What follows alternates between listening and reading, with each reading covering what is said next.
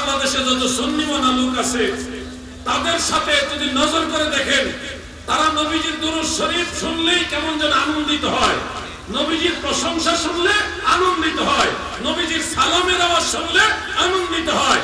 এর প্রতিপক্ষে আপনি দাঁড়াইছেন, আপনি নবীজির দুরূদ শরীফ শুনলেও বিদআতের ঘ্রাণ পান, নবীজির সালামের আওয়াজ শুনলে চেহারা মলিন হয়, নবীজির প্রশংসা শুনলে, নবীজির শান ও আজমতের আলোচনা শুনলে আপনার কাছে মনে হয় কিচ্ছা কাহিনী।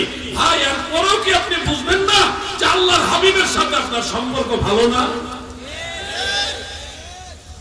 আপনি দুরূদ শরীফের আওয়াজ শুনলে বলবেন এটা হাদিস শরীফে নাই, এইভাবে হাদিসের ভিতরে দুরূদ শরীফ নাই, এটা পড়া যাবে না, এটা বিদআতি দুরূদ, এটা মানুষের বানানো দুরূদ। আপনি আছেন বিদআতের তালাশে আর ফতোয়া দিচ্ছেন এটা করা যাবে না, এটা ভণ্ডামি, এটা বিদআতি।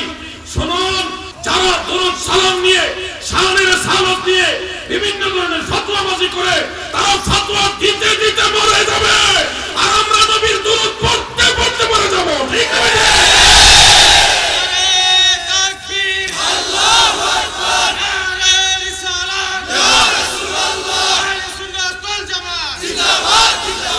আপনি বলবেন একালির দাম বেশি হয়েছে, গুনাহ হয় নাই। ভাই, ওয়ারাতিলিল কুরআন তারতিলা, কুরআনুল কারীম তেলাওয়াতের সময় তারতিল করা ওয়াজিব, কিন্তু এমনিতে নরমালি হাদিসের ইবারত বা আরবিক লেকচার যেটা আছে ওই ক্ষেত্রে তারতিল করা ওয়াজিব না।